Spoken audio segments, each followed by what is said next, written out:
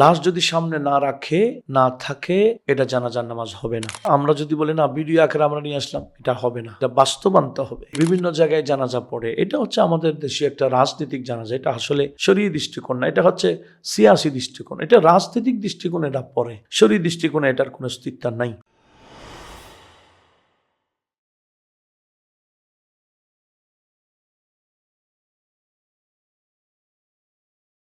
একটি গুরুত্বপূর্ণ মাসআলা নিয়ে আপনাদের সামনে উপস্থিত হয়েছি, সেটি হচ্ছে গায়েবানা জানাজা নামাজ। অর্থাৎ জানাজা নামাজের আমরা যাব কিন্তু লাশ থাকবে না। শরীয়তের দৃষ্টিকোণে এতে কতটুকু যথাযথ হচ্ছে? হুজুর করিম সাল্লাল্লাহু আলাইহি ওয়াসাল্লামের বিষয়ে বুখারী শরীফ একটা হাদিস তাকরার হয়েছে, সেটা হচ্ছে হুজুর করিম সাল্লাল্লাহু আলাইহি ওয়াসাল্লাম নাজ্জাশীর জানাজা পড়িয়েছেন 4 তাকবীরের সাথে। তো এখানে কথা হচ্ছে নাজ্জাশীর লাশ যদি বা হাবশায় ছিল, হুজুর পাক সাল্লাল্লাহু আলাইহি ওয়াসাল্লাম মদিনাতে ছিলেন, এটা সাহাবীদের জন্য নাজ্জাশীর লাশ এটা ছিল হাবশায়। কিন্তু আল্লাহ পাক সুবহানাহু ওয়া তাআলা আপন কুদরতে হুজুর পাক সাল্লাল্লাহু আলাইহি ওয়াসাল্লাম জানাজা পড়াবার আগেই সেই নাজ্জাশীর লাশটাকে হুজুরের সামনে এনে দিয়েছিলেন। এটা আল্লাহ পাক সুবহানাহু ওয়া তাআলার কুদরতের জন্য কোনো ব্যাপার না। যেমন এটাও বুখারীতে আসছে, বাইতুল মুকাদ্দাসকে হুজুর পাক সাল্লাল্লাহু আলাইহি ওয়াসাল্লামের সামনে আল্লাহ পাক সুবহানাহু ওয়া তাআলা এনে দিয়েছিলেন। কখন? মেরাজের পরে যখন মুশরিকরা কাফেররা বিভিন্ন প্রশ্ন করছিল বাইতুল মুকাদ্দাস প্রসঙ্গে, তো আল্লাহ পাক সুবহানাহু ওয়া তাআলা কি করেছেন? বুখারীতে রয়েছে, ফাতাজাল্লা রাব্বুল ইজ্জাতি বাইতুল মুকাদ্দাস। আল্লাহ পাক সুবহানাহু ওয়া তাআলা হুজুরের সামনে বাইতুল মুকাদ্দাসকে রাখলেন। ওটা বাইতুল মুকাদ্দাসকে নিয়ে আনা, সেটা আল্লাহ পাকের জন্য এটা কুদরত। এই নাজ্জাশীর লাশ যদিও আমরা জানি হাবশায় ছিল, কিন্তু আসলে হুজুর পাকের সামনেই ছিল, এটা গায়েবানা ছিল না, সামনেই জানাজার লাশটা ছিল। জানাজার নামাজের জন্য অবশ্যই লাশ সামনে রাখতে হবে।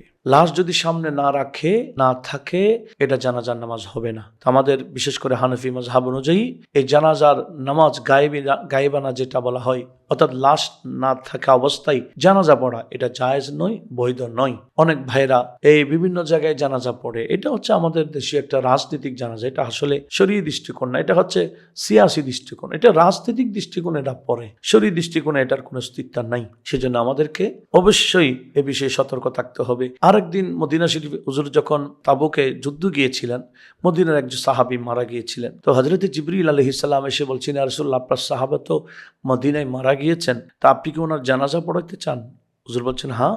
তখন হযরত জিবরিল নিজের পর ডানা জমিনে মারলেন, মদিনার ওই সাহাবীর লাশ হুজুরের সামনে এসে গেছে। হুজুরের সামনে যখন এসে গেছেন তো হুজুর জানাজা পড়াই দিলেন। এটা হচ্ছে হুজুর পাক সাল্লাল্লাহু আলাইহি ওয়াসাল্লামের মুআজিজা, আল্লাহ পাক সুবহানাহু ওয়া তাআলার কুদরত।